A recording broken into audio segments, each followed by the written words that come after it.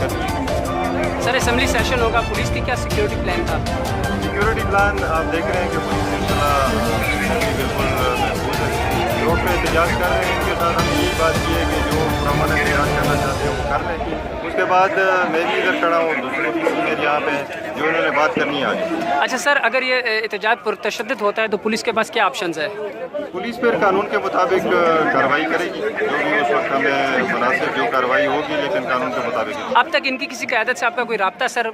नहीं, अभी तक नहीं हुआ। मैं कोशिश कर रहा हूँ कि इनकी क़यादत से रब्ता हो।